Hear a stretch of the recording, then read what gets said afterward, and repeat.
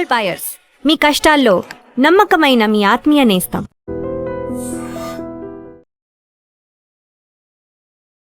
News and నిజాలు. ఇవాళ కవిత గారు ఇక్కడ లేరు స్టూడియోలో, సో నేనే ఇవాళ మీతో మాట్లాడదాం అనుకున్నా. కొన్ని రోజుల నుంచి ఒక విషయం మన దేశంలో న్యూస్ ఛానల్స్లో తిరుగుతుంది. అది బీజేపీ కాంగ్రెస్ ముక్త్ భారత్ని పక్కన పెట్టి ఆపోజిషన్ ముక్త్ భారత్ చేస్తున్నారు అని ఒక ఆరోపణ చేస్తున్నారు. నాకు కూడా అనిపిస్తుంది, కరెక్ట్, నిజమే అనిపిస్తుంది. ఎందుకు బీజేపీ ఇట్లా చేస్తున్నారు? దీనికన్నా ముందు కూడా చేశారా? మనం చూసాం, వెస్ట్ బెంగాల్ ఎలక్షన్ జరిగిన తర్వాత మమతా బెనర్జీ పార్టీ తృణమూల్ కాంగ్రెస్ నుంచి చాలామంది ఎంపీలు ఎమ్మెల్యేలు బయటికి వెళ్ళిపోయారు. కొత్త పార్టీ పెట్టుకున్నారు, కొంతమంది మర్జ్ చేశారు, కొంతమంది ఎమ్మెల్యేలు 60 మంది దాకా పార్టీ నుంచి బయటకు వచ్చారు. ఎందుకు జరుగుతుంది అంత? అదే టైంలో మనం చూసాం, బీహార్లో 5-6 సార్లు ముఖ్యమంత్రిగా ఉన్న నితీష్ కుమార్ గారిని పక్కన పెట్టి ఆయన్ని రాజ్యసభ పంపించి బీజేపీ జేడీయూని అప్సల్ జీరోగా చేసేసింది బీహార్లో. వాళ్ళ ఎమ్మెల్యేలు ఉన్నారు కానీ వచ్చే ఎలక్షన్లో జేడీయూ ఉంటారో లేదో ఎవరికి తెలియదు. నితీష్ కుమార్ గారి కొడుకును ఒక మంత్రి చేశారు. ఇది మనం అర్థం చేసుకోవాలి, బీజేపీ స్ట్రాటజీ ఏంటి. ఇదే స్ట్రాటజీ మనం కర్ణాటకలో చూసాం. కర్ణాటకలో ఒక టైంలో జేడీఎస్ చాలా పెద్ద పార్టీ ఉంది. కుమారస్వామి గారు ముఖ్యమంత్రిగా ఉన్నారు, 2-3 సార్లు ఉన్నారు. కానీ ఆయన కాంగ్రెస్తో పొత్తు పెట్టుకున్నారు, మళ్ళీ బీజేపీతో పొత్తు పెట్టుకున్నారు, మళ్ళీ బయటకు వెళ్ళారు, మళ్ళీ తిరిగి వచ్చారు. దేవగౌడ గారు ప్రధానమంత్రి అయ్యారు. కానీ ఇప్పుడు చూడండి, దేవగౌడ గారిని రాజ్యసభ పంపించారు, ఆయన టర్మ్ అయిపోయింది, ఆయన రిటైర్ అయ్యారు, ఆయనకి ఎక్స్టెన్షన్ ఇవ్వలేదు. కుమారస్వామిని ఒక మంత్రిగా చేసి ఢిల్లీలో కూర్చోబెట్టారు. జేడీఎస్ ఒక మండ్యా పార్టీ నుంచి నోబడీ పార్టీ అయిపోయింది. బీజేపీ ఏం చేస్తున్నారు? మహారాష్ట్రలో చేశారు. ఒక టైంలో బాలాసాహెబ్ ఠాకరే ఉన్నప్పుడు బీజేపీ చాలా మటుకు జూనియర్ ప్లేయర్గానే ఉండిపోయింది మహారాష్ట్రలో. బాలాసాహెబ్ ఠాకరే వాళ్ళని ఎప్పుడు పైకి రానియలేదు. కోర్స్ ఆ టైంలో ప్రమోద్ మహాజన్, గోపీనాథ్ ముండే ఇట్లా చాలామంది పెద్ద బీజేపీ నేతలు ఉన్నప్పుడు కూడా బీజేపీ మహారాష్ట్రలో ముందుకు రాలేకపోయారు. కానీ బీజేపీ వెయిట్ చేశారు, ఒక సమయం వస్తుంది కదా మాది కూడా అని చెప్పి వచ్చింది. బాలాసాహెబ్ ఠాకరే గారు చనిపోయిన తర్వాత ఉద్ధవ్ ఠాకరే తర్వాత ముఖ్యమంత్రి అయ్యారు. మనకు తెలుసు, బాలాసాహెబ్ ఠాకరే ఎప్పుడు ముఖ్యమంత్రి పదవి చూడలేదని, కానీ ఉద్ధవ్ ఠాకరేకి ముఖ్యమంత్రి కావాలని అని అయ్యారు కూడా. కానీ ఏం జరిగింది దాని తర్వాత మనందరూ తెలిసిందే. ఉద్ధవ్ ఠాకరేని వాళ్ళ పార్టీని స్ప్లిట్ చేయడానికి బీజేపీ యొక్క స్ట్రాటజీ చేశారు. మనకందరూ తెలిసిందే, అది షిండే గారిని వాడారు. షిండే గారి party, that is Shiv Sena, split అయ్యి ఒఫీషియల్ సింబల్ కూడా తీసుకెళ్ళిపోయారు. ఇది తీసుకొని ఆయన్ని ఫస్ట్ ముఖ్యమంత్రి చేశారు, ఆయన గదిలో కూర్చోబెట్టారు. దాని తర్వాత వచ్చే ఎలక్షన్లో, దట్ ఈస్ దాని తర్వాత వచ్చిన ఎలక్షన్లో బీజేపీ ఎక్కువ సీట్లు గెలిచారు. దాని తర్వాత దేవేంద్ర ఫడ్నవీస్ గారిని ముఖ్యమంత్రి చేశారు. ఇప్పుడు షిండే గారు ఉన్నారంటే ఉన్నారు, శివసేన ఉందంటే ఉంది, కానీ వాళ్ళ పాత గ్లోరీ ఎక్కడ వాళ్ళకి లేదు. అదే టైంలో మనం ఎన్సీపీ చూసాం, అది కూడా మహారాష్ట్రలో. ముందు ఒకరోజు ముఖ్యమంత్రి అయిన దేవేంద్ర ఫడ్నవీస్ గారు రాజీనామా చేయాల్సి వచ్చింది అజిత్ పవార్ కారణంగానే. ముందు సపోర్ట్ ఇస్తాను, మిమ్మల్ని మీకోసం ఓట్ ఆఫ్ కాన్ఫిడెన్స్లో ఓట్ వేస్తా అని చెప్పిన ఎన్సీపీ వాళ్ళు తర్వాత కాలు మార్చుకున్నారు. ఇది జరిగింది. దీని అవతల బీజేపీ ఏం చేశారు? వాళ్ళు వెయిట్ చేశారు కొన్ని రోజులు. దాని తర్వాత విజయ్ అజిత్ పవార్ని మళ్ళీ వాళ్ళ వైపు తీసుకొచ్చారు, ఎన్సీపీని స్ప్లిట్ చేశారు. తర్వాత అజిత్ పవార్ గారు ఒక ఎయిర్ క్రాష్లో చనిపోయారు. కానీ ఇప్పుడు ఎన్సీపీ ఉందంటే ఉంది, ఎన్సీపీ లేదంటే లేదు, ఆ పరిస్థితికి వచ్చేసారు. ఏం జరుగుతుంది మన దేశంలో? చాలామంది అంటారు, ఒక డెమోక్రసీలో ఒక స్ట్రాంగ్ ఆపోజిషన్ ఉండాల్సింది, అది కరెక్టే. కానీ అపోజిషన్ ఒక ఫ్యామిలీ పార్టీ అయితే ఏమవుతుంది? మీరు చూడండి, అన్ని పార్టీలు ఇప్పుడు దాకా నేను మాట్లాడుతున్న పార్టీలన్నీ ఫ్యామిలీ పార్టీలు. Mamata Banerjee TMC, Deve Gowda Kumaraswamy JDS, Nitish Kumar JDU, Ajit Pawar NCP, ఇట్లా చాలా మటుకు పార్టీలు ఉన్నాయి. ఇప్పుడు భయం ఏమిస్తుంది అంటే అందరికి, రేపు మా పార్టీ ఉంటుందో లేదో అని. ఇప్పుడు మనం చూస్తున్నాం, ఈ వెస్ట్ బెంగాల్ డ్రామా నడుస్తున్నప్పుడే శివసేన కొంతమంది ఎంపీలు కనిపించకపోయారు, నిన్న రాత్రి నుంచి కనిపించట్లేదంట వాళ్ళు. వాళ్ళ ఫోన్లన్నీ స్విచ్ ఆఫ్ ఉందంట. పాపం ఉద్ధవ్ ఠాక్రే ఫోన్ చేస్తున్నారు, ఎవరు ఫోన్ ఎత్తటం లేదు, ఫోన్ స్విచ్ ఆఫ్ చేస్తుందని మెసేజ్ వస్తుంది. ఇప్పుడు చూస్తే అందరూ ఢిల్లీలో ఉన్నారు, ఢిల్లీ చేరుకున్నారంట అందరూ. ఢిల్లీలో ఏం చేస్తారు వాళ్ళు? బీజేపీ వాళ్ళని కలుస్తున్నారా, వాళ్ళ లీడర్ని కలుస్తున్నారా, నితిన్ నబీన్ గారిని కలుస్తున్నారా, భూపేంద్ర యాదవ్ గారిని కలుస్తున్నారు. చాలా మటుకు ఆరోపణలు వస్తుంటే బీజేపీ 15 కోట్లు 20 కోట్లు ఇచ్చి ఒక్కొక్క ఎమ్మెల్యే ఒక్కొక్క ఎంపీని కొనుక్కుంటున్నారని. కానీ మనం అర్థం చేసుకోవాలి, కర్ణాటకలో జేడిఎస్ని బీజేపీ కొనక్కర్లేదు, జేడిఎస్ పార్టీ లేకుండా పోయింది. అదే టైంలో వెస్ట్ బెంగాల్లో బీజేపీకి ఎంపీలు కావాలి, ఎమ్మెల్యేలు కాదు. వాళ్ళకు 208 మంది ఎమ్మెల్యేలు ఉన్నారు వెస్ట్ బెంగాల్ అసెంబ్లీలో. ఎమ్మెల్యేలు అక్కర్లేదు, బోర్డు కూడా పెట్టేశారంట, నో ఎంట్రీ బోర్డు అని చెప్పి. దానికోసం వాళ్ళు సపరేట్ బ్లాక్గా కూర్చుంటున్నారు, రితుప్రత బెనర్జీ లీడ్ చేస్తున్న లీడర్ ఆఫ్ అపోజిషన్గా. అదే టైంలో మీరు ఇటువైపు వస్తే, మనం మహారాష్ట్రకి వస్తే, శివసేన పార్టీలో ఇప్పుడు ఉద్ధవ్ ఠాక్రే వైపు నుంచి ఉన్న ఎంపీలు చాలామంది శివసేన షిండే గ్రూప్లో చేరబోతున్నారని వార్తలు వస్తున్నాయి.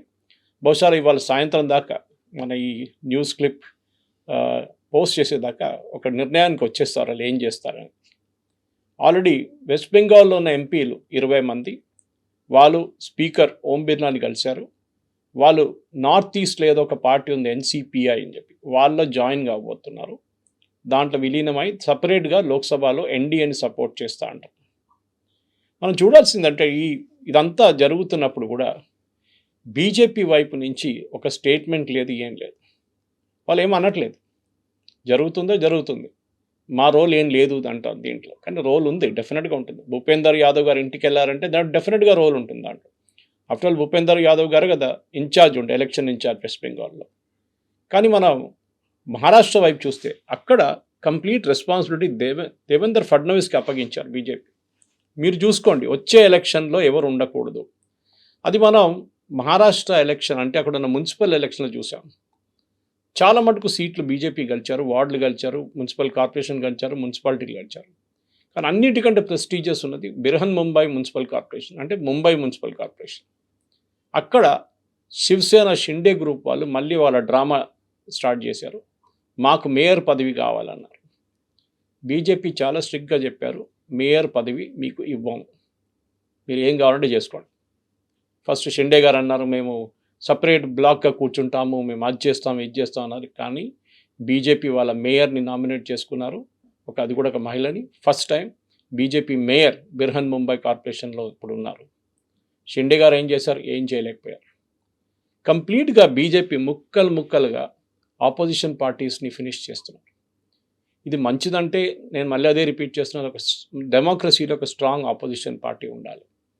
కానీ మనం ఇప్పుడు కాంగ్రెస్ పార్టీ పరిస్థితి చూస్తే అనిపిస్తుంది, వీళ్ళు కూడా ఏ రోజు స్ప్లిట్ అవుతారో, వీరు కూడా ఏ రోజు బీజేపీ వైపు వెళ్ళిపోతారని నాకైతే ఒక డౌట్ జరగవచ్చు. ఎందుకంటే మనం చూసాం ఆపోజిషన్ అనేది ప్రస్తుతం మనం చూస్తాం, కేరళలో కాంగ్రెస్ ఉన్నారు, సిపిఎం, ఇప్పుడు అక్కడ యూడిఎఫ్ పాలిస్తున్నారు. మనం టీవీకే మెడ్రాస్ అంటే తమిళనాడులో చెన్నైలో ఉన్నారు. కర్ణాటకలో అక్కడ మన ఇప్పుడున్న ముఖ్యమంత్రి డికే శివకుమార్ గారు కాంగ్రెస్, తెలంగాణలో రేవంత్ రెడ్డి కాంగ్రెస్, ఆంధ్రప్రదేశ్లో చంద్రబాబు నాయుడు గారు టీడీపీ, ఒడిశా, ఛత్తీస్గఢ్, మధ్యప్రదేశ్, మహారాష్ట్ర, గుజరాత్, రాజస్థాన్, హిమాచల్ ప్రదేశ్, ఢిల్లీ, ఉత్తరప్రదేశ్, బీహార్, వెస్ట్ బెంగాల్, అస్సాం, ఇంకా నార్త్ ఈస్ట్ స్టేట్స్ అన్నీ బీజేపీ దగ్గర ఉన్నారు. 22 states and union territories BJP దగ్గర. కానీ రాబోయే ఎలక్షన్, ఇప్పుడు నెక్స్ట్ ఎలక్షన్ అన్నిటికంటే ఇంపార్టెంట్ ఎలక్షన్ ఉత్తరప్రదేశ్లో జరగబోతుంది 2027. ఈ ఎలక్షన్లో సమాజ్వాదీ పార్టీని బీజేపీ స్ప్లిట్ చేస్తారంటే అది చాలా డౌట్ఫుల్. ఎందుకంటే సమాజ్వాదీ పార్టీలో చాలామంది ముస్లిం ఎమ్మెల్యేలు ఉన్నారు. అది కాకుండా ఆ యాదవ్ ఓట్ బ్యాంక్ నుంచి వచ్చిన చాలామంది ఎమ్మెల్యేలు ఉన్నారు. వాళ్ళు ఇటువైపు రారు బీజేపీలో. కానీ కాంగ్రెస్తో పొత్తు పెట్టుకుంటారా? అది కూడా డౌట్ఫుల్. ఆల్రెడీ అఖిలేష్ యాదవ్ కొన్ని స్టేట్మెంట్లు చేశారు కాంగ్రెస్ గురించి. దాంతో అక్కడ ఉన్న కొంతమంది కాంగ్రెస్ లీడర్స్ అభ్యంతరం తెలిపారు వాళ్ళు. కానీ అఖిలేష్ యాదవ్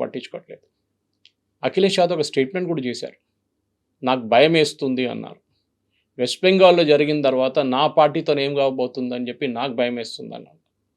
ఆలోచించండి. ములాయం సింగ్ యాదవ్ ఇన్ని సంవత్సరాలు ఉత్తరప్రదేశ్లో పరిపాలించిన తర్వాత వాళ్ళ కొడుకు ఇప్పుడు వాళ్ళ పార్టీ సమాజ్వాదీ పార్టీ నడిపిస్తున్నారు. ఆయన అంటున్నారు నాకు భయం వేస్తుంది. అక్కడ ఇంకొక పార్టీ కూడా ఉందో లేదో తెలియదు ఇప్పుడు. బహుజన్ సమాజ్ పార్టీ బిఎస్పి మాయావతి గారు, మీరు ఎవరైనా ఆమె స్పీచ్లో లేకుంటే ఆమె వీడియో ఇప్పుడెప్పుడైనా చూసారా?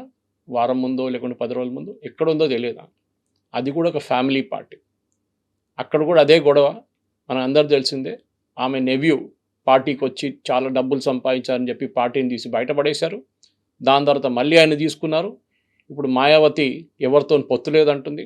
మాయావతికి సీట్లు వస్తే అది కూడా రావట్లేదు. కానీ అన్నిటికంటే ఇంట్రెస్ట్ అంతా మొదలైంది వెస్ట్ బెంగాల్ నుంచి కదా.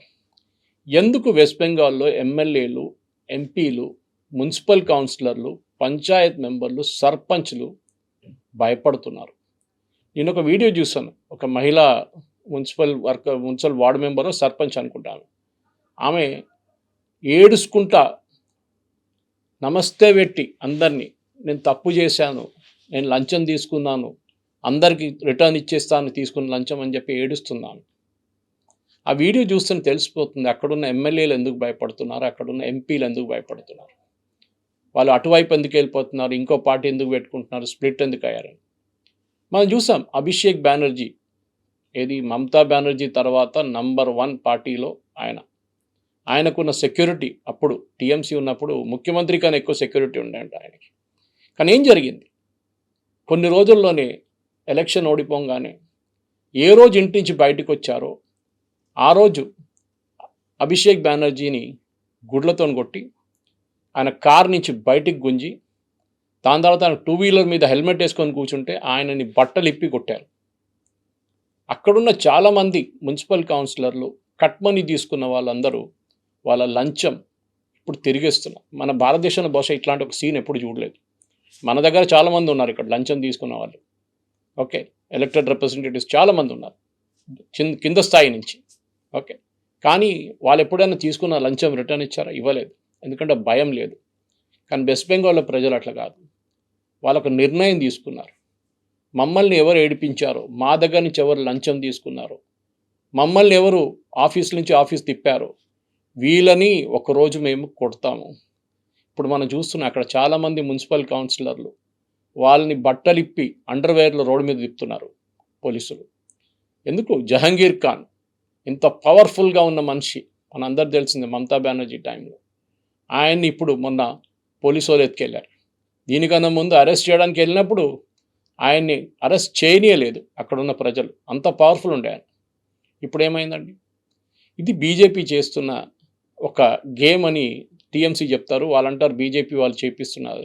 ఉండొచ్చు బహుశా, బీజేపీ వాళ్ళు కొంతమంది ఉంటారు. కానీ ప్రజలు కొడుతున్నారు. ప్రజలు మిమ్మల్ని బట్టలిప్పి కొడతారంటున్నారు. చూడు, హిందీ అంటారు, మన దగ్గర ఓల్డ్ సిటీలు అంటారు, కుందల్కే మారే అంటారు. అదే జరుగుతుంది. ఈ పరిస్థితుల్లో ఇప్పుడున్న ఆపోజిషన్ పార్టీస్ మహారాష్ట్ర కానీ, కర్ణాటక కానీ, బీహార్ కానీ, మిగతా స్టేట్స్లో కూడా ఈ ఆపోజిషన్ పార్టీస్ ఉంటారా లేదా అని ఇది ఒక పెద్ద ప్రశ్నగా మిగిలిపోతుంది. కానీ వచ్చే రోజుల్లో కాంగ్రెస్ ముక్త భారత్ నుంచి ఆపోజిషన్ ముక్త భారత్ అయిపోతుందని మనం చూడాల్సింది. అప్పుడు దాకా ఎదురు చూస్తాం. దాని తర్వాత ఇంకోసారి కలుద్దాం. నమస్తే.